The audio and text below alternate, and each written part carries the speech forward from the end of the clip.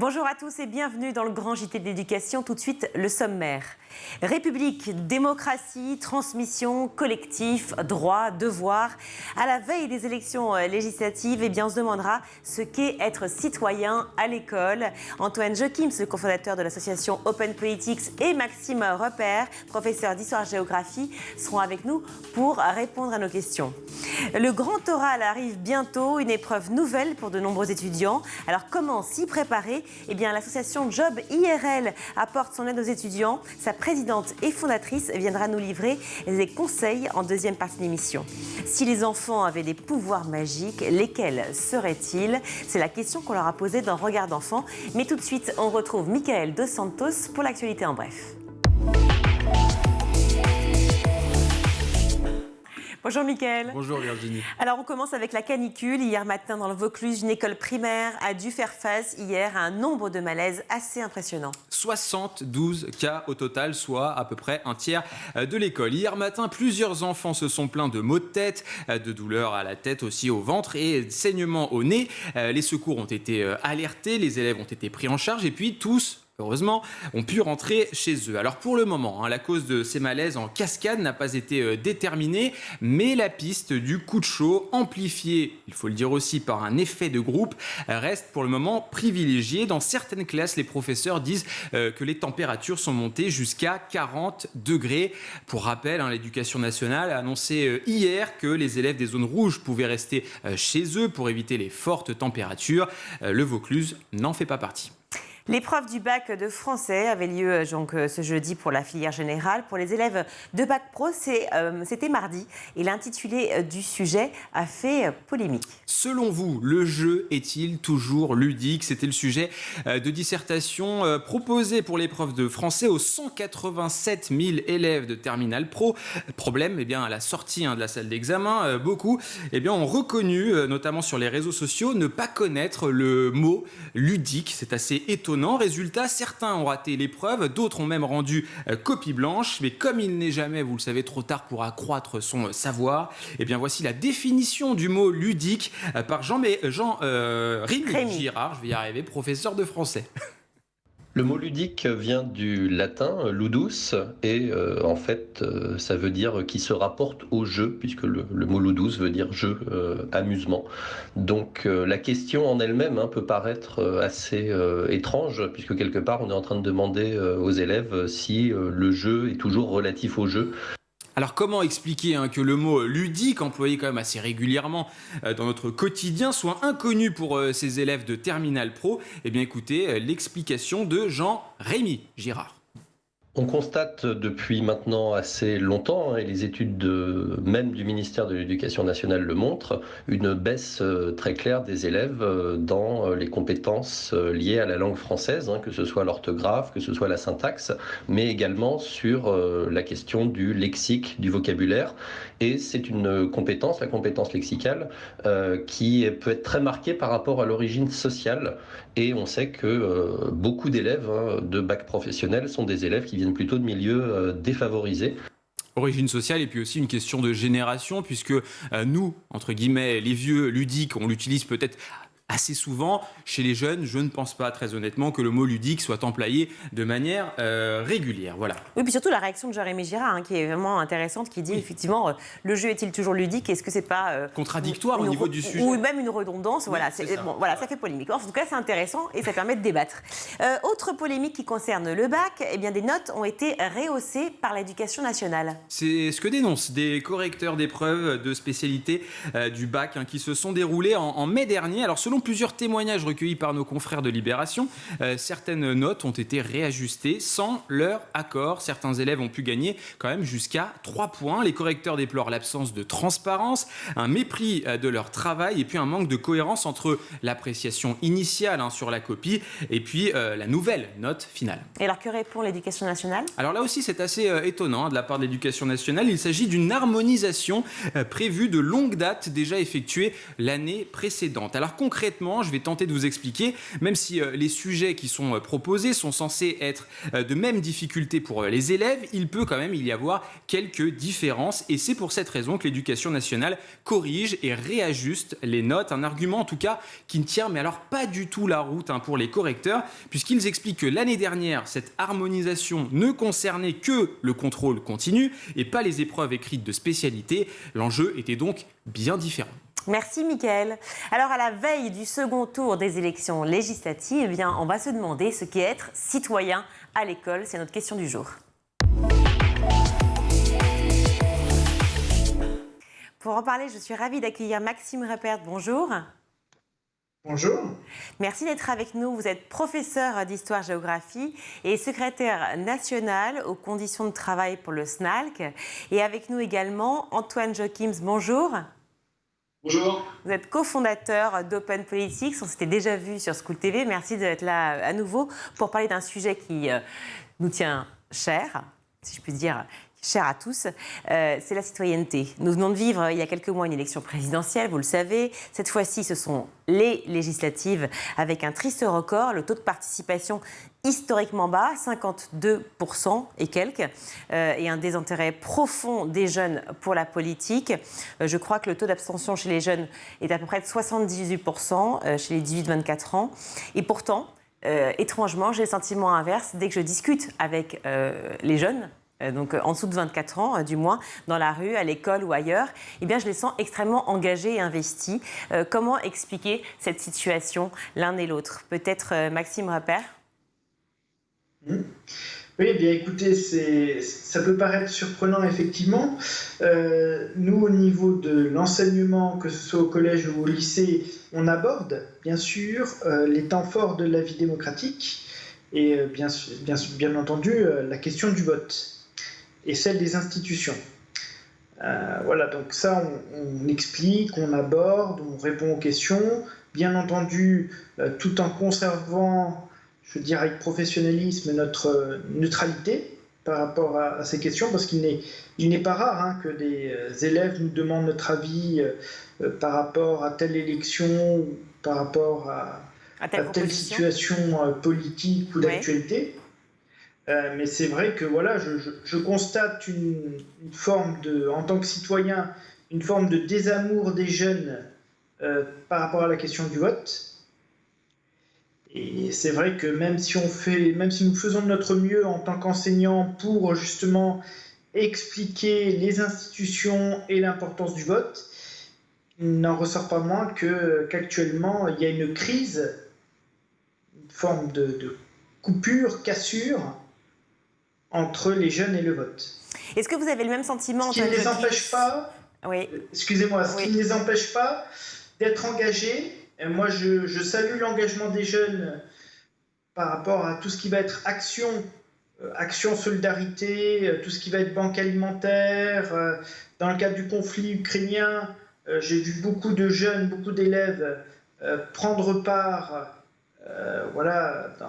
dans un élan de solidarité pour des actions visant à aider les réfugiés ukrainiens. Donc voilà, on peut avoir, si vous voulez, des jeunes qui sont très engagés au niveau associatif ou via des actions ciblées.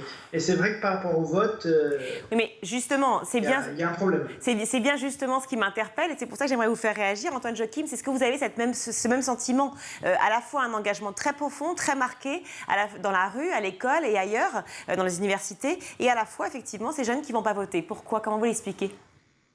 Je partage tout à fait ce constat. J'ai deux raisons. Enfin, je l'explique par deux raisons. La première raison, par rapport au vote et à la politique, c'est tout simplement, je dirais, qu'ils ne se sentent pas représentés en politique aujourd'hui. On a très peu de jeunes qui sont engagés en politique.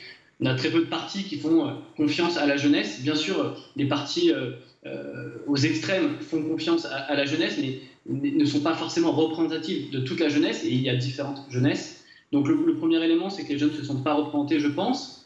Et puis, il y a la question de l'utilité et de l'impact du vote. Il y a une étude très intéressante qui a été faite par Destin commun et la Fondation Jean Jaurès récemment. Et l'impuissance politique est une des raisons qui explique l'abstention. Donc je pense que les jeunes se disent « je ne vais pas voter parce que derrière, c'est inutile, parce qu'aujourd'hui, avec les élections législatives, après la présidentielle, on peut se demander, est-ce que l'Assemblée nationale n'est pas juste une caisse d'enregistrement de la politique du président de la République? Donc, il y a le fait de ne pas se sentir représenté, et il y a aussi le fait le vote n'est pas utile. Je serais plus utile en allant manifester ou en m'engageant dans l'entrepreneuriat social ou dans des associations notamment. Quand ils évoquent la déception qu'ils ont vis-à-vis de la classe politique, des hommes politiques, ils vous rapportent quoi comme sujet qui les touche particulièrement? Quelles sont les promesses qu'ont pu leur faire ces hommes politiques qui n'ont pas été tenues? Je pense qu'il y a 2 points. Il y a le premier point, c'est que les hommes et les femmes politiques n'abordent peut-être pas assez les sujets qui les intéressent. Il faut rappeler que lors de l'élection présidentielle, je crois que c'est 3% du temps des médias qui a été accordé à l'écologie. Or, aujourd'hui, c'est quand même l'un des thèmes d'engagement majeurs de la jeunesse. Et j'y reviens encore à une autre étude qui disait que 70% des jeunes pensent que les politiques sont corrompus. Donc le lien a été cassé entre aussi la jeunesse et la représentation politique. Et il y a aussi l'enjeu de la démocratie représentative qui n'est plus forcément ce à quoi s'attendent les jeunes, parce qu'il vaudrait plus de pouvoir aux citoyens, et notamment pour la Convention citoyenne, ce qui nous renvoie encore à un autre enjeu où les jeunes ont eu le sentiment d'être un petit peu lésés parce que l'ensemble des propositions n'ont pas été reprises telles quelles. Alors si on en revient à l'école précisément, ce qui est un lieu d'apprentissage évidemment, mais aussi de transmission, est-ce que c'est le premier endroit où les enfants apprennent à être citoyens? Maxime Repère. Écoutez, l'école c'est effectivement un lieu où on apprend, mais c'est également un espace de vie. Je prends l'exemple du lycée, puisque je suis en lycée actuellement. Vous avez la vie lycéenne, vous avez la cafette du lycée, vous avez, voilà, c'est un lieu où on ne se contente pas d'apprendre des savoirs, des connaissances et des savoir-faire. La vie en communauté, la collectivité en fait, c'est ça dont vous parlez. Voilà, exactement. Et donc les jeunes échangent entre eux dans cet espace de vie.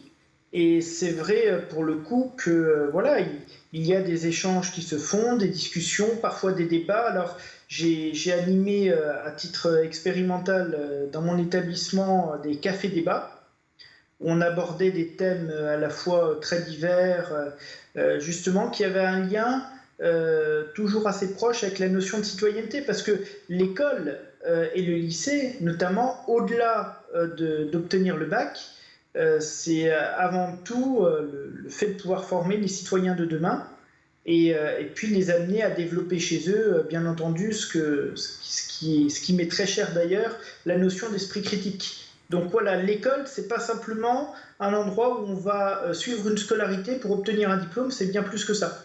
Et oui, on forme effectivement les citoyens de demain, on forme à l'esprit critique. C'est un lieu aussi où on parle d'inégalité, de discrimination, d'injustice, évidemment parce qu'il y a eu le harcèlement, parce qu'il y a plein de problèmes qu'on rencontre à l'école, et il y a cet esprit de collectivité. Est-ce que c'est un endroit pour vous aussi, Antoine Jochims, où on forme les citoyens de demain, l'école? C'est là où ça commence, ou est-ce que c'est plutôt à la maison, avec la famille? Je pense que en fait, tout est complémentaire. Si on se repose seulement sur l'école, ça sera insuffisant. Si on se repose seulement sur les parents, ça sera insuffisant également. Il faut travailler de concert, les parents en inculquant bien sûr les valeurs de respect, les valeurs citoyennes, et l'école, de par ses enseignements, notamment en histoire, en éducation civique, je pense, crée l'esprit citoyen, en transmettant les valeurs d'égalité, notamment. Donc je pense que l'école a un rôle très important à jouer, mais tout ne doit pas reposer sur l'école, il faut aussi s'appuyer sur les acteurs associatifs.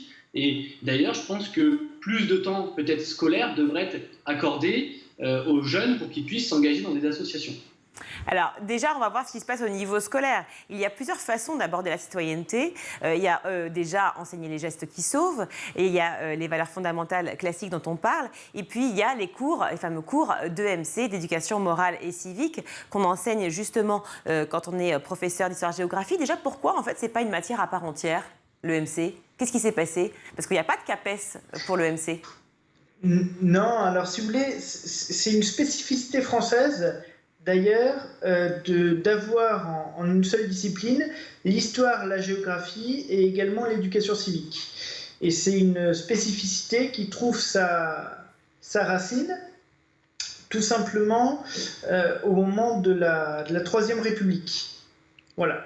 Donc il y a eu cette idée de regrouper autour d'une même discipline les notions d'histoire, géographie, éducation civique. Éducation civique qui est devenue, il y a quelque temps, l'EMC, l'enseignement moral et civique. Voilà. D'accord, mais est-ce que c'est un surplus de travail pour vous, hein, vous qui êtes professeur d'histoire, géographie par exemple? Vous avez un programme à tenir?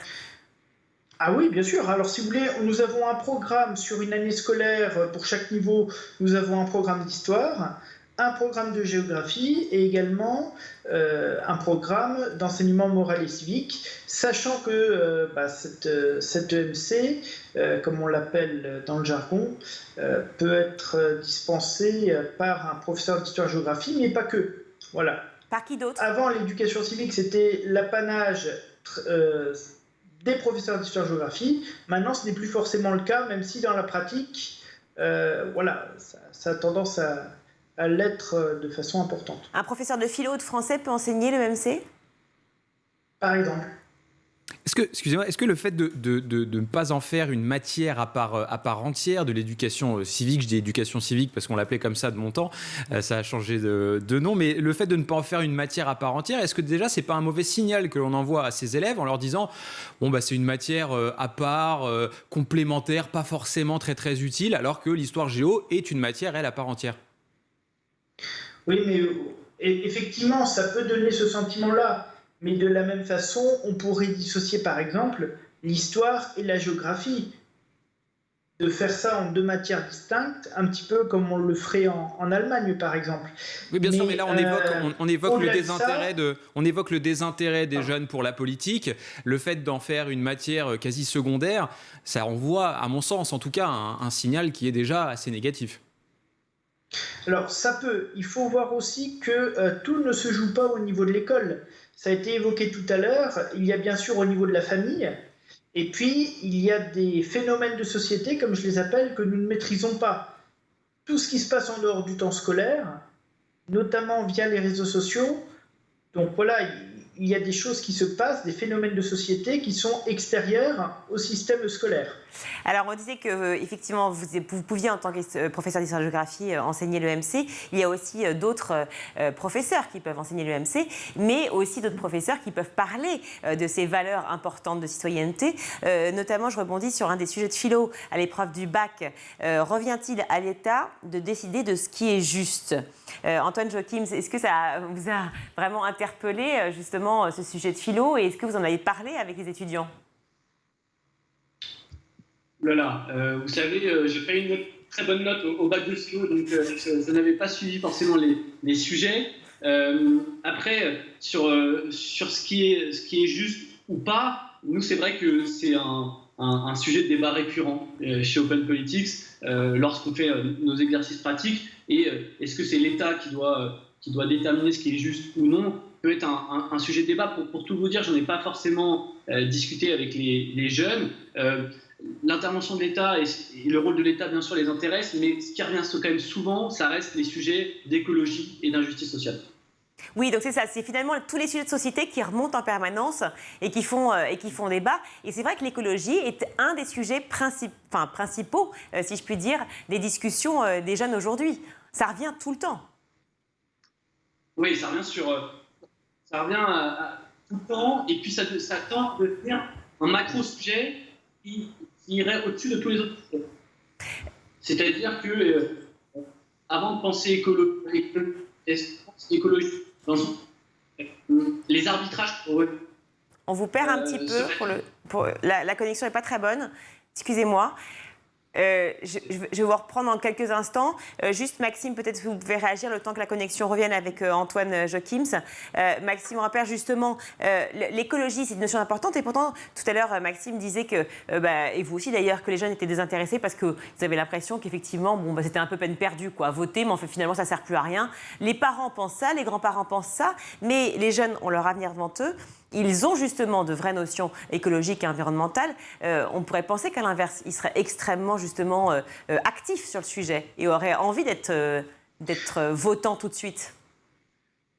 Alors peut-être qu'ils ne se reconnaissent pas, les élèves ne se reconnaissent peut-être pas par rapport à la question du vote, ne se sentent pas représentés ou ne voient pas l'intérêt de voter. Ce qui ne veut pas dire qu'ils sont déconnectés des enjeux majeurs de société, comme par exemple l'écologie, comme la lutte contre les discriminations, tout ce qui peut se passer autour d'eux. Hein.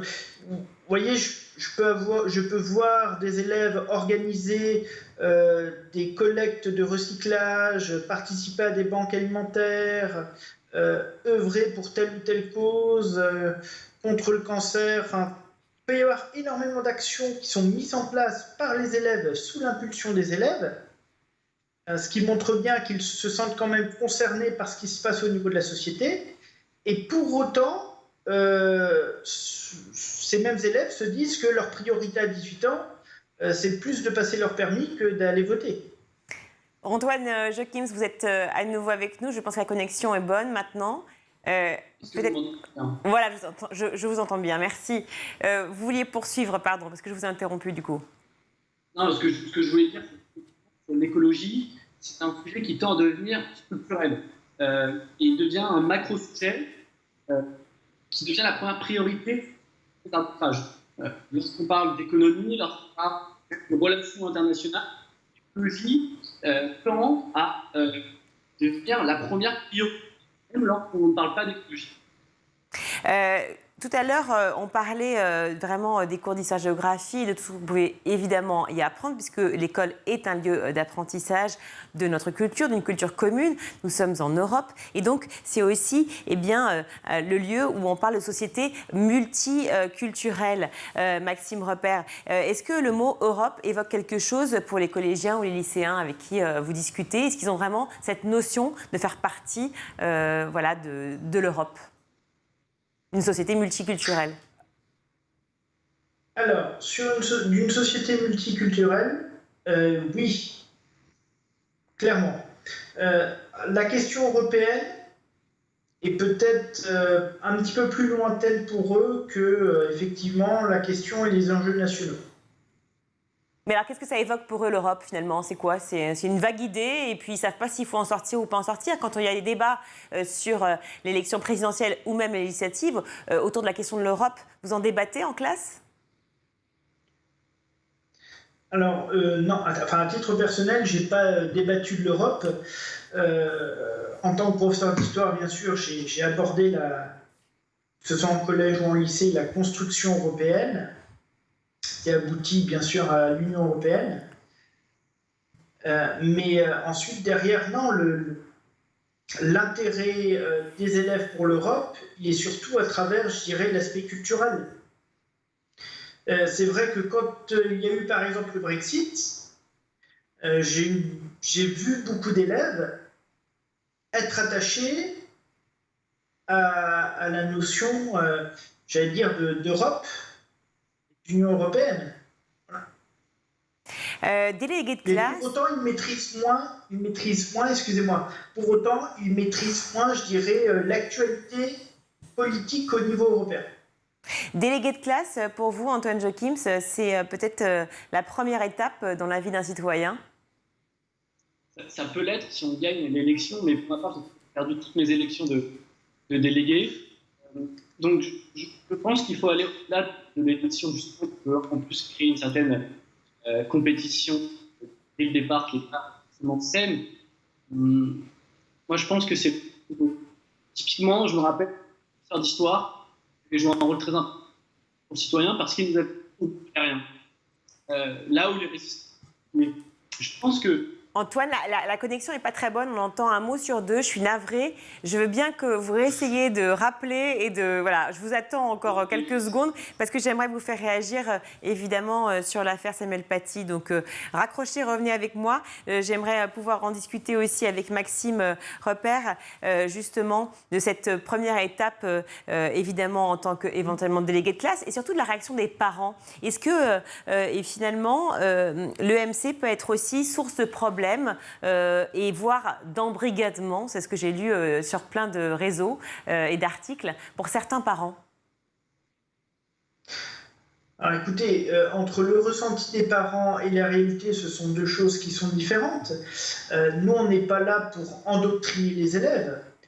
On est là pour effectivement donner un socle de connaissances, savoir et savoir-faire dans l'esprit des valeurs républicaines et de montrer leur importance. Il peut y avoir des sujets qui sont traités en EMC, comme en histoire, qui peuvent poser problème. Et donc il s'agit justement... Pour lesquels ça m'est déjà arrivé d'être interpellé par les parents. Oui, c'est ça, c'était ma question justement. Et donc du coup, comment vous avez réagi? Comment vous faites? C'est-à-dire que vous suivez un programme et vous arrivez à aborder le sujet, à expliquer bien, que notre histoire, c'est aussi une histoire différente et qui n'est pas toujours très rose, qui n'est pas toujours jolie, mais il faut pouvoir mettre des mots sur des choses qui se sont passées. Vous arrivez à faire intégrer ça à la fois aux parents et aux élèves? Oui, écoutez, je vais vous donner deux exemples très simples. Il y a quelques années, donc en 6e, nous abordions donc la civilisation chrétienne et le judaïsme, mais à travers les aspects, j'allais dire, civilisationnels. Et en 5e, c'était le tour de l'islam. Eh bien, j'ai des parents qui, une fois, m'ont demandé rendez-vous pour que je leur explique pourquoi est-ce qu'en 5e, on faisait justement l'islam. Donc, dans ce cas de figure-là, je leur ai expliqué que bien sûr, ça faisait partie des instructions officielles, mais surtout qu'on n'était pas là pour faire une histoire religieuse, mais une histoire de la civilisation. Et donc, le chapitre était abordé en tant qu'historien. Et voilà, il n'était pas question, si vous voulez, de faire du dogme. Ce n'était pas du tout le cas. Et quand il y a eu justement les attentats du Bataclan, comme l'assassinat de Samuel Paty, bien sûr, ça a soulevé des questionnements auxquels j'ai dû répondre. Bien sûr. Michael Dos Santos. Et au vu de la réaction de ces parents d'élèves, est-ce que vous avez hésité à traiter le sujet en classe? Ah non, j'ai pas hésité. Il peut y avoir ce phénomène de se censurer, ça peut exister.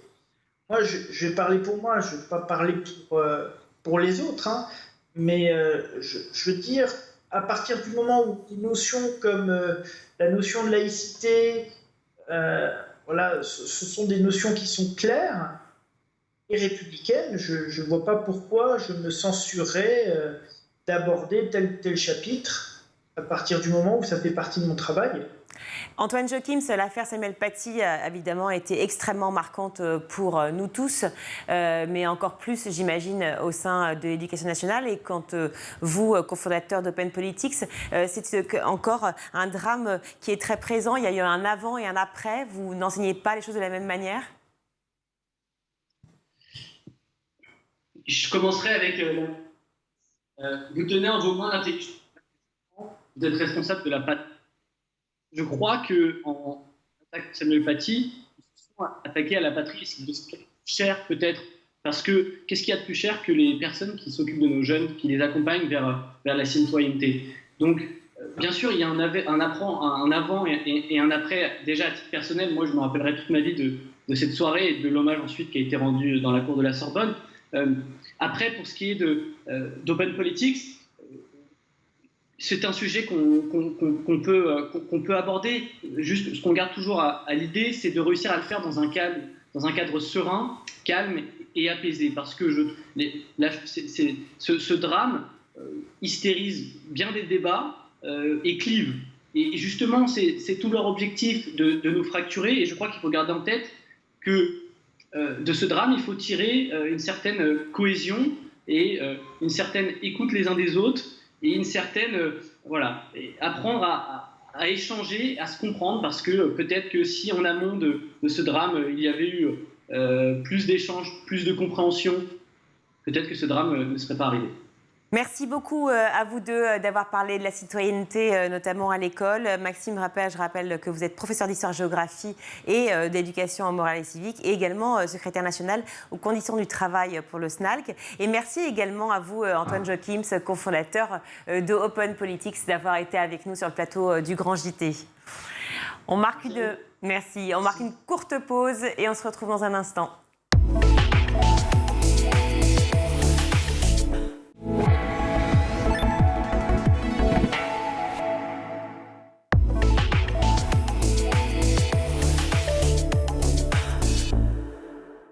De retour sur le Grand JT l'éducation, j'accueille Christelle Mélé-Genin. Bonjour. Bonjour. Vous êtes présidente et fondatrice de Job IRL. Alors, qu'est-ce que vous faites chez Job IRL? Alors, chez Job IRL, on fait pas mal de choses, mais notre colonne vertébrale, c'est vraiment de mettre les jeunes en relation avec des professionnels pour les aider, comme je dis toujours, à avoir un projet professionnel à la fois plus ambitieux et augmenter les ambitieux, notamment des jeunes de milieux plus défavorisés qui ont souvent tendance à se mettre un plafond de verre, comme on dit, beaucoup de limites, que ça soit dans les banlieues, mais aussi en zone rurale. Il y a d'ailleurs des études de la Fondation Jean Jaurès qui montrent que les jeunes de zone rurale ont encore moins d'ambition que les jeunes de QPV qui, dans le fond, sont près des centres-villes, sont près des grandes villes et ont accès plus facilement au monde économique et se sentent beaucoup moins isolés puisque les problèmes de mobilité pour les jeunes sont des vrais enjeux. Et donc, à la fois, nous animons un réseau social qui maintenant réunit plus de 100 000 membres, des jeunes et des professionnels de tout métier, tout secteur d'activité, tout niveau de formation. Et puis, on anime des programmes d'égalité des chances, donc à nouveau en quartier politique de la ville et en zone rurale, pour accompagner les jeunes de la 4e à 25, voire 30 ans maintenant, dans leurs projets professionnels, dans leur recherche de stages, donc des stages découvertes pour les petits 3e, des stages pro pour les jeunes de la voie pro, et puis des contrats d'alternance pour les étudiants ou autres stages. Très complet. Donc réseau, mentorat, mais aussi pour l'orientation, parce que maintenant que les jeunes doivent choisir en seconde, évidemment, leur orientation, on peut imaginer que c'est essentiel pour eux d'avoir un lien avec des chefs d'entreprise qui leur racontent ce que c'est que leur métier. Tout à fait. Alors en fait, on commence même plus tôt parce qu'on commence en 4e, puisque dans les quartiers, dans certains quartiers, il y a 50% des jeunes qui partent en voie pro en fin de 3e. Donc idéalement, il faut quand même qu'ils choisissent une voie pro pour éviter qu'en début de seconde, ils se disent « mais pourquoi je suis là? Qu'est-ce que je fais là ?» Et c'est comme ça qu'ils décrochent très vite. Donc on commence dès le collège. Et puis en effet, en seconde maintenant, avec la réforme du bac, qui n'est pas évidente pour les jeunes, quoique certains en pensent. Et donc, très jeunes, leur proposer de découvrir, nous on est très actif, je dirais, pour faire découvrir aux jeunes les filières d'avenir. Parce que moi, je pense qu'une bonne insertion, ça passe aussi par le choix d'un secteur d'activité qui permet de trouver un job. Parce que c'est sympa de faire des études, mais c'est aussi sympa de faire des études dans des secteurs d'activité où on propose un emploi. Alors, c'est quoi les filières d'avenir? On imagine le numérique, évidemment. Voilà, donc il y a le numérique, il y a toute l'industrie, puisque la maintenance industrielle peine énormément à recruter en France. Donc nous, on a des programmes dédiés, d'ailleurs, avec des entreprises de l'industrie. La logistique, avec l'explosion du e-commerce, les services à la personne avec les populations qui vieillissent, tout le secteur de la santé, le commerce, parce que le commerce recrute énormément, maintenant l'éducation, on sait qu'on manque de profs. Donc en fait, il y a énormément de secteurs qui recrutent, de toute façon on le voit en ce moment. On n'est pas loin du plein emploi actuellement en France. Et là, quand j'ai lancé Job IRL, en fait, le vrai problème majeur, c'était le manque d'emploi pour les jeunes. Et aujourd'hui, c'est vraiment le manque d'adéquation. Alors bien sûr, les jeunes vont dire « mais moi, je ne trouve pas de job ». Mais ils ne trouvent pas de job surtout parce qu'ils ne sont pas dans les filières qui recrutent. Parce qu'en même temps, tous les jours, je suis en ligne avec des DRH qui me disent « mais je ne trouve pas de jeunes ». Et ils recrutent et ils ont des emplois. Et malheureusement, les jeunes n'ont pas les bons profils parce qu'ils choisissent des secteurs pour lesquels il y a peu d'emplois. Est-ce que vous êtes, pardonnez-moi, est-ce que vous êtes en lien direct avec les conseillères d'orientation? Pas beaucoup. Pas beaucoup. De toute façon, les conseillères en orientation sont devenues des psychologues de l'éducation nationale, puisqu'il y a 2-3 ans, leur rôle a été changé. Et aujourd'hui, elles sont beaucoup sur, justement, les aspects psychologiques, sociaux. Et malheureusement, la crise du Covid a fait que les sujets psychologiques sont de plus en plus prégnants. Et en même temps, elles ont très peu de temps, puisqu'il y en a de moins en moins. Et en plus, elles font autre chose. Donc, elles ont très peu de temps. Et la réforme du lycée fait qu'aujourd'hui, la loi à venir fait qu'aujourd'hui, les responsables de l'orientation, notamment au moment du point charnière de Parcoursup, du passage de la terminale aux études supérieures, est aujourd'hui piloté par les profs principaux. Chaque élève de terminale a 2 profs principaux qui l'aident à remplir son Parcoursup. Et c'est là où les enseignants sont très heureux d'avoir des associations comme nous qui viennent les aider. Parce que, de toute façon, moi je ne crache ni sur les enseignants, ni sur les conseillers d'orientation, ni sur personne. Personne n'est capable aujourd'hui de parler de toutes les filières de métiers. Moi, je vois, par exemple, je sais que j'ai une grande limite sur les métiers de l'industrie parce que voilà, j'ai jamais été dans des filières techniques. Et donc, on a tous nos limites. Et justement, l'ADN de Job IRL, c'est de dire seul un pro qui est du métier, qui est du secteur d'activité, est capable d'en parler, est capable de connaître son évolution, puisqu'aujourd'hui, tout va très vite. Et alors, justement, on parle de Parcoursup, on parle de cette réforme du bac, de l'orientation, mais aussi ce fameux grand oral, qui est une épreuve assez nouvelle, finalement, puisque très peu l'ont déjà passé. Vous proposez donc une séance de coaching en visio, c'est bien ça ? Alors, en fait, ce qu'on a fait pour le grand oral du bac l'année dernière, mais bien sûr, on a recommencé cette année, alors différemment un peu cette année, puisque maintenant, on est une vraie communauté de mentors. Job IRL a rejoint le collectif Mentorat initié par le gouvernement. Donc aujourd'hui, on a 1000 mentors qui accompagnent des jeunes pendant 6 mois dans leur scolarité. Et en fait, ce qu'on a fait cette année, c'est que des mentors qui accompagnent des lycéens sur Parcoursup, notamment, les accompagnent aussi dans la préparation du grand oral. Parce que là encore, malheureusement, dans le champ des inégalités, on sait très bien que les compétences à l'oral se développe aussi de façon beaucoup plus aisée dans des milieux sociaux où le soir à table on parle, on discute, politique, actualité ou autre avec ses parents. Et il est certain qu'un lycéen qui a vécu ça pendant des années sera bien meilleur à l'oral qu'un lycéen qui a tendance plutôt à être tout seul devant la télé et à pas beaucoup parler avec ses parents. Et donc on accompagne en effet les jeunes à se préparer, à faire du coaching en ligne. Ils ont des rendez-vous en visio avec leurs mentors pour parler, pour exprimer. Alors, on est assez étonné parce qu'on pourrait s'attendre à ce que les jeunes posent des questions uniquement sur la partie un peu rhétorique, comment je parle, comment je me présente au moment de mon grand oral. Mais en fait, il y en a plein qui en profitent pour poser des questions sur le fond de leur sujet, revoient même leur plan. Ce qui est assez logique, en fait. Exactement. Parce qu'ils n'ont absolument aucune notion de la forme. Eux s'intéressent au fond. Or, c'est la forme que vous travaillez essentiellement avec eux. Non, mais justement, on travaille aussi le fond. On fait vraiment les deux. Et en fait, beaucoup de nos professionnels qui sont mentors sont des cadres qui ont eux-mêmes fait des études supérieures et donc beaucoup accompagnent aussi les jeunes sur le fond, le plan de leur oral et après sur la partie présentation, comment je m'exprime. J'essaie de pas dire un du coup et un je ne sais quoi toutes les minutes comme le font les ados aujourd'hui. Ou les journalistes. C'est mieux. Ou les journalistes. Et du coup, c'est David Abécard qui faisait une chronique absolument formidable là-dessus. Oui. Il est très bon. À propos de fond et de forme, avec les mentors, ça paraît assez logique qu'ils pensent tout de suite au fond du sujet et pouvoir effectivement étayer leurs propos. Quand vous dites que vous travaillez avec eux en séance de coaching sur la forme, c'est-à-dire sur l'éloquence, sur la manière de s'exprimer, qu'est-ce que vous leur proposez ? Comment se passe une séance ? En fait, une séance, c'est aussi les séances sont un peu, multiformes parce que ça dépend des besoins du jeune. Il y a des jeunes qui vont être meilleurs que d'autres. Il y a des jeunes qui ont besoin aussi déjà de conseils sur leur tenue, sur la façon de se tenir. On ne parle pas en se tenant comme ça devant son prof le jour du grand oral. Enfin voilà, donc il y a une partie code, comme on dit élégamment, ce qu'on pourrait appeler de la tenue. Et puis après, il y a la partie éloquence. Et donc, les professionnels s'attachent à suivre. Nous, on leur donne des grilles dans le cadre des missions pour accompagner les jeunes, pour les guider, pour leur donner des idées de la façon dont ils peuvent accompagner les jeunes. Et donc, en effet, on les conduit sur tous ces sujets-là. Vous avez l'impression qu'à l'école, on ne donne pas assez justement la parole, le temps pour l'oralité ? Alors, pour le coup, les dernières réformes sont très positives dans ce sens-là, parce que justement, on sait que, par exemple, aux cultures américaines, puisqu'on aime bien se comparer, les petits Français aux grands Américains, eux sont très bons. Ils ont cette culture évangélique, ils sont excellents à l'oral, les TEDx... Ils sont moins bons sur plein d'autres choses. Ils sont moins bons sur plein d'autres choses, sur la gastronomie, sur plein d'autres choses. Sur tout le reste. C'est surtout le reste, c'est un peu ça. On est meilleurs que. Mais ils sont très bons à ce niveau-là. Et on sait qu'aujourd'hui, en entreprise, on parle des soft skills, Et on a besoin de convaincre. Aujourd'hui, on travaille en mode projet. Et donc, les gens ont besoin constamment, en management et autres, de convaincre.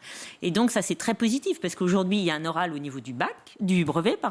Donc, les petits troisièmes, enfin, les jeunes troisièmes ont un oral au moment du brevet, ce qui est aussi nouveau. Et maintenant, ils en ont un au niveau du bac, et c'est un très bon exercice. Alors, il y a aussi le bac de français, mais ça, même les générations passées, même les gens comme moi, ont eu droit à l'oral du bac. Mais justement, on n'avait que ça.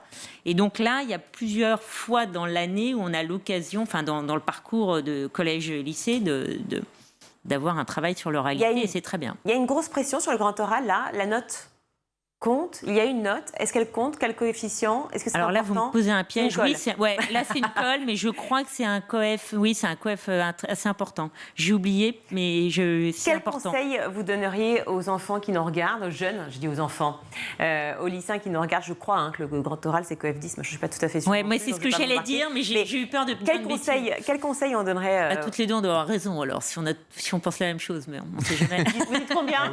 Chacun y va de son. Que dit Google? Il y a un téléphone portable. Pendant que vous vérifiez l'information, les conseils que vous donnez, s'il vous plaît, donc aux jeunes qui nous regardent, pour à la fois le brevet, donc le collège en troisième, et puis pour ce grand oral. Un conseil, c'est d'être clair, c'est d'avoir des phrases courtes, c'est d'avoir une pensée structurée, c'est d'avoir quand même un vocabulaire le plus précis possible, d'éviter les tics de langage, de garder le sourire, parce que je fais les mêmes conseils en entretien de recrutement. Je dis on recrute toujours celui avec qui on a travaillé. On a plutôt envie de travailler avec des gens souriants, et un examinateur, c'est la même chose, hein. Moi, je vais vous dire, je me souviens qu'à mon oral de bac, en espagnol, j'avais fait 1 an d'espagnol. Donc, en fait, j'étais nulle en espagnol, mais j'avais arrêté le russe, je m'étais mise à l'espagnol, et je me souviens très bien que mon examinateur m'avait dit « C'est tellement charmant de vous voir essayer de parler espagnol », et j'avais gagné des points en option. Alors, je parlais pas beaucoup espagnol, franchement. Donc, en fait, c'est hyper positif, d'être souriant, de garder son calme, et de s'entraîner pour garder son calme, parce que la première fois, ça peut être... C'est pas évident. C'est pas évident. Alors, on imagine qu'on peut être tétanisé. J'ai la réponse. Voilà, merci Google. Les candidats de la voie générale, alors c'est coef 10 pour les candidats de la voie générale, donc vous aviez raison, bravo mesdames. Et puis, par contre, pour la voie technologique, c'est coef 14. Voilà, donc ça compte un peu plus pour la voie technologique. Très important. Merci beaucoup d'avoir été avec nous pour nous expliquer ce que vous faites chez Job IRL, Christelle Mélé-Genin. Génin ou Genin? Génin. Pardon, Christelle Mélé-Genin, excusez-moi. Merci d'avoir été avec nous. Et donc, on encourage à la fois les patrons, les chefs d'entreprise, les indépendants, à venir vous retrouver. Tous les professionnels. Tous les lycéens. J'ai une dernière question. On est bon à l'oral ou ça va? Ça va. Ça va. Non, et moi? Oui, vous êtes excellente. Non, il ne faut pas répondre ça. Il faut répondre de même. Ça va. Ça va. Ouais. Pas mal. Pas mal. Merci d'être venu. Allez, à bientôt. Allez, comme chaque semaine, on donne la parole aux enfants. Cette semaine, c'est Agathe Delannoy qui est allée leur demander quel pourrait être leur pouvoir magique. Regardez. Si tu devais avoir des super pouvoirs, ce serait quoi comme super pouvoir? Lancer des toiles d'araignée comme Spider-Man. C'est Spider-Man. De grimper sur les murs. J'aime voler dans le ciel. Tous les pouvoirs. Être policière. Avoir le pouvoir de la glace. Non, je veux le gant de Thanos. Les voleurs qui volent, et je vais les glacer. C'est qui les personnes que tu sauves en premier? Je sauve maman. Et je ferai comme ça. Psh, psh, psh. Mon ennemi Nicolas B. Le pouvoir que je suis jamais mort. Oh, ils sont trop mignons. Regarde enfant quand même avec un super pouvoir. Hein. Ah ouais, Ethan qui ne veut jamais mourir. Qui est un super papa d'ailleurs. Ouais, Loïc Landreau, on l'embrasse. Jamais mourir. Moi, Google prétend qu'un jour ça sera possible, peut-être grâce à eux, donc on verra. Je sais pas si j'ai envie. Mais moi, je pense pas que ça soit positif. Hein. Ça dépend dans quel état, en fait, on reste. Et il y a des romans sur le sujet. Je me souviens de romans qui justement, c'est horrible de ne pas mourir parce qu'on n'a plus aucun but dans la vie. Celui qui va dénicher ce super pouvoir, il va le vendre très très cher. Ça, c'est sûr et certain. Ça va coûter de l'argent. Allez, tout de suite, on retrouve Malika Ménard dans Souvenir d'écolier. C'est Jérémy Demey qui répond à ces questions. Regardez.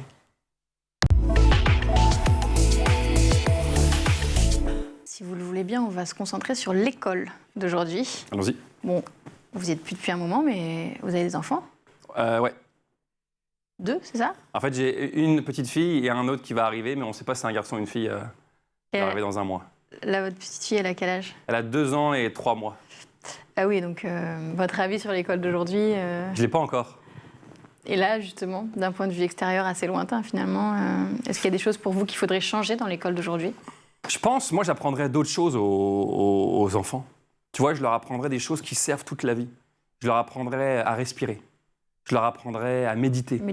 Je leur apprendrais à communiquer sans violence. Je leur apprendrais à exprimer leurs émotions. Je leur apprendrais... à se connecter, en fait. À se connecter, ouais. Je leur apprendrais à développer leur intuition, leur créativité. Je leur apprendrais l'intuition. Tu vois, j'apprendrais des choses comme ça. Et puis, j'apprendrais aussi une base de mathématiques, de français, de langue. Tu vois, il y a une base. Mais je pense que ce que je viens de te dire est aussi important que apprendre les bases du reste. Parce que je pense que c'est la base de la vie, tu vois. Et ça, on ne l'apprend pas. C'est beaucoup plus important que le latin ou que... le latin, on ne l'apprend plus non plus. T'as raison, mais tu vois, je suis resté... Dans ma tête, on apprenait encore ça. Mais il y a beaucoup de choses, je pense, qui servent à rien. On passe beaucoup de temps sur des choses qui ne servent pas dans la vie. Vous connaissez bien le Québec? Oui. Est-ce que vous connaissez un petit peu le système éducatif là-bas? Pas tellement, parce que je n'ai pas encore eu affaire à ça. Mais je sais qu'il existe des écoles maintenant, tu sais, plus alternatives, où les enfants, justement, font ce genre de choses-là que je viens de te dire. Mais ce n'est pas encore la norme. Il y a encore... Et puis, tu sais, le système de notes, être meilleur que l'autre, je ne sais pas si c'est une bonne chose, je ne sais pas. Je n'ai pas l'impression que c'est une bonne chose de vouloir être meilleur et installer ce truc de compétition. Je pense qu'il y a un débat là-dessus. Moi, je ne suis pas forcément pour, je ne suis pas contre non plus, mais je ne sais pas. Je pense qu'il y a à repenser à ça, tu vois, cette façon d'apprendre aux jeunes. Parce qu'on a sûrement 2-3 choses à apprendre du système éducatif canadien, puisqu'en fait, il y a, avec le classement PISA, le programme international pour le suivi d'acquis des élèves, qui évalue les compétences des élèves de 15 ans en lecture, mathématiques, sciences. Le Canada est 6e, la France 23e. Ah! Donc on est meilleur au Canada. Mais oui. Et je ne connais pas la raison, par contre. Voilà, nous on pensait que vous étiez l'expert Canada. En fait, je suis expert, je suis pas expert dans rien, mais je connais certaines choses, mais pas le système éducatif. J'aurais aimé t'aider. Donc si on devait pointer une seule chose qui manque à l'école française, c'est ce que vous évoquiez, c'est d'être plus connecté avec soi-même, quoi. J'ai l'impression. Les émotions, la communication. J'ai l'impression, puis on en a tous besoin de ça, je pense. L'école de demain, pour vous, elle va ressembler à quoi? En fait, je ne sais pas à quoi elle va ressembler, je sais à quoi j'aimerais qu'elle ressemble, c'est-à-dire un peu tout ce que je t'ai dit. D'aller plus sur l'humain, plus se centrer sur les vrais besoins qu'on a à l'intérieur de... comme je t'ai dit, la communication, la méditation, la respiration. J'aimerais qu'elle ressemble à ça à l'école. C'est peut-être un peu idyllique. Non, je pense que c'est une bonne chose, ouais. En vrai. Après, c'est ce qu'on pense qu'on est censé aussi apprendre à la maison. Ouais. Ah ouais, je comprends ce que tu veux dire. Toi, tu penses que c'est le rôle des parents d'apprendre tout ça? Je pense qu'à la base, c'est pour ça que ce n'est pas intégré dans le système éducatif. Ah! Non, mais moi, je ne sais pas, hein. Moi, je donne juste mon avis. Hein. Mais c'est une bonne façon de voir ça. Mais il y avait aussi beaucoup de parents qui n'ont pas cette connaissance-là. À méditer. Tu vois. Voilà. Merci, Jérémy. C'est déjà la fin de cette émission. Merci d'avoir partagé avec nous tous ces souvenirs. Quant à moi, je vous retrouve la semaine prochaine pour un nouveau numéro de Souvenirs d'écoliers sur School TV. Merci Melika, merci Jérémy. À tout de suite, c'est l'heure du meilleur de School TV avec le Zap.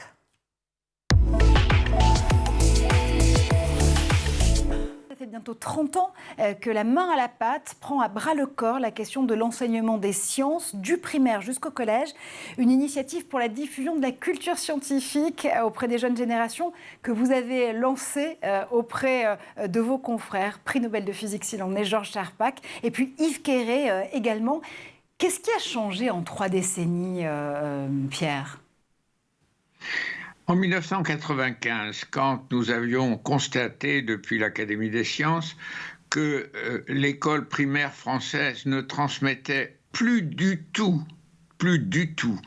aux jeunes élèves la curiosité pour le monde, la réponse à ces pourquoi qui pressent leurs lèvres devant leurs parents, devant leurs maîtres, parce que cet enseignement scientifique, bien que présent dans les programmes, avait totalement disparu dans la pratique des professeurs. Nous nous sommes relevés les manches et nous avons lancé ce qui n'était pas une association, et ne l'est toujours pas d'ailleurs. C'était un mouvement porté par l'Académie des sciences, en lien avec l'Éducation nationale, mais en toute indépendance néanmoins, ce qui nous donnait beaucoup de force.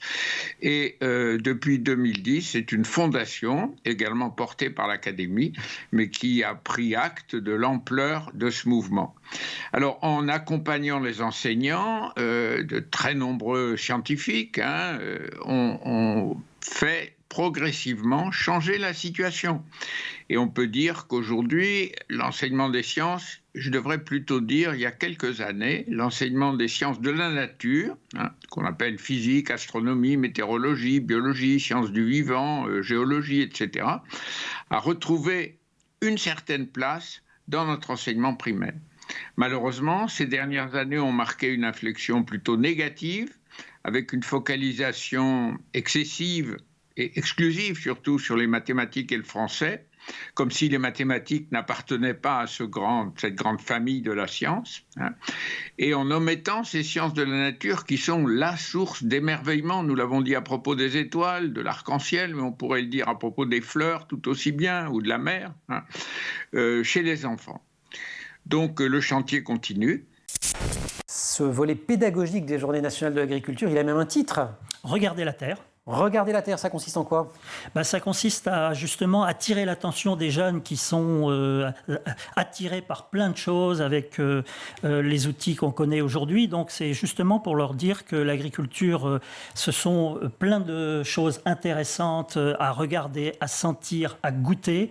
Et puis des beaux métiers en perspective, parce que je le disais, donc l'agriculture a besoin de bras et de cerveau. Et dans les 10 ans à venir, il y a la moitié des exploitants qui vont partir en retraite. Il y a depuis le Covid, ça ne fait que se renforcer. Les Français se retournent de plus en plus sur leur alimentation. Ils sont de plus en plus soucieux de ce qu'ils ont dans leur assiette. Donc moi, ce que j'ai envie de dire aux jeunes... La guerre en Ukraine, vous l'avez déjà mentionné, mais ça ne va vraiment pas aider. Exactement. Et j'ai envie de dire aux jeunes, regardez, derrière chaque assiette, il y a un agriculteur qui se cache. Pour autant, et vous le disiez vous-même, le public il est aussi confronté à la détresse d'un certain nombre d'agriculteurs. Le monde rural a subi un certain nombre de crises aussi. Et une détresse qui est réelle. Et là, je cite la directrice de la PECITA, qui est une... organisation professionnelle qui s'occupe de l'emploi des cadres dans l'agriculture, plutôt le versant cerveau, même s'il faut des bras quand on a un cerveau en agriculture, je crois, et un cerveau quand on a des bras, enfin bref. Mais... Comment est considéré en 2022 le professeur au Japon ? Est-ce que justement c'est toujours une personnalité à part, une personne qui compte, ou ça commence à changer ? Bien, je pense que la profession, le métier de l'enseignement, d'enseignant, le professeur, c'est quand même un des métiers les mieux respectés au Japon. En fait, je pense que vous connaissez le terme qui se prononce sensei. Oui. C'est un mot japonais qui est plutôt connu dans le milieu des sports, des arts martiaux, comme judo ou bien aikido. Et on appelle sensei les professeurs et les enseignants, même à partir de la classe maternelle. Et avec cette appellation-là, donc sensei, les élèves montrent leur respect à leurs enseignants, et que dans l'esprit, c'est bien gravé. En fait, le métier de l'enseignant, le professeur, c'est un métier vraiment très respectable et respecté, aujourd'hui encore. Question qui est quasiment philosophique aujourd'hui au sein à la fois de la communauté scientifique et industrielle du New Space. Exploration spatiale versus conquête spatiale. Deux écoles s'affrontent. Je croyais qu'il n'y avait pas de planète B, d'abord, d'une part, et que donc, du coup, aller conquérir d'autres planètes, ça n'était pas forcément opportun. Il n'y a pas de planète B pour les 7 milliards d'hommes. Si on s'intéresse à quelques centaines de personnes qui voudraient s'assurer un avenir au prix de dépenses excessives, peut-être qu'elles l'envisageront, mais il n'y a pas de planète B pour notre 7 milliards d'humains, et en particulier pour les 3 milliards les plus pauvres.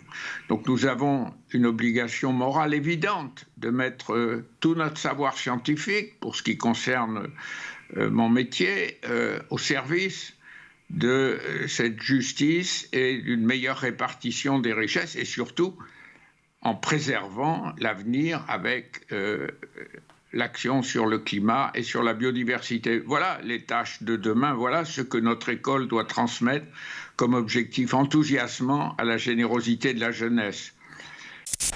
Alors les jeunes, justement, on sait qu'il y a un mouvement de jeunes plutôt de milieu urbain ou périurbain qui vont vers l'enseignement agricole, mais il y a aussi, et vous en avez fait partie, cette jeunesse du monde rural, gardienne aussi d'un certain nombre de traditions. C'est pas toujours facile de rentrer non plus dans cet univers-là. Alors bien sûr, c'est pour ça que moi, par exemple, je me suis lancé aussi à côté de mon travail, j'ai créé une société d'agriculture urbaine. Alors non pas pour... C'est l'avenir de faire de l'agriculture en ville ? En tout cas, il faut aussi en faire pour recréer ce fameux lien dont je parlais entre les urbains et justement les agriculteurs. Alors, vous n'avez pas non plus 300 hectares dans Paris, mais vous faites des herbes aromatiques. Alors c'est surtout le problème, c'est que l'agriculture urbaine est une agriculture de contrainte.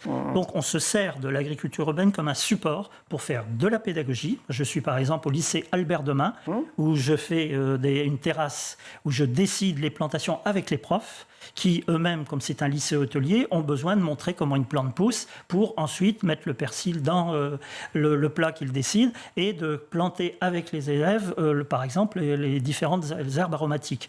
Donc c'est surtout recréer du lien, après faire de la communication, faire de l'événementiel et grâce à cela, on peut aussi renouer le contact et c'est pour ça que les Journées nationales de l'agriculture, on veut du dialogue, de l'écoute et de l'explication. Yuko, est-ce qu'il y a des écoles qui ferment aujourd'hui au Japon? J'ai beaucoup lu ça. Si les écoles ferment, c'est plutôt à la campagne, où la population diminue de plus en plus et la population vieillit. Eh bien, c'est par rapport à ça que, à faute de jeunes générations, donc les enfants de 6 ans à 18 ans, malheureusement, il y a des établissements scolaires qui sont obligés de fermer. Voilà. Mais par contre, on contraste de ça dans les grandes agglomérations comme la région de Tokyo, ou bien la région d'Osaka, ou bien dans tous les autour de grandes villes. C'est plutôt une concentration des gens qui viennent s'installer et qui scolarisent leurs enfants. Voilà. Donc je pense que la fossé entre ce qui se passe à la campagne et ce qui se passe à la grande agglomération devient de plus en plus important. Voilà pour le ZAP, c'est la fin de ce grand JT. Pour retrouver l'émission schooltv.com ou canal 247 sur les Freebox. Merci à vous d'avoir été avec nous.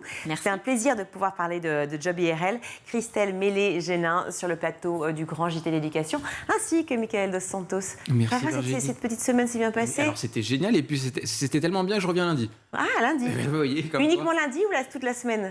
Surprise. D'accord, j'attends surprise avec joie. À la réalisation aujourd'hui, Raphaël Morel, au son Saïd Mamou, à la rédaction Emma Guessé et la Guette de la Noix et au make-up Emma Reza Fandra Lambeau. Merci beaucoup, à lundi.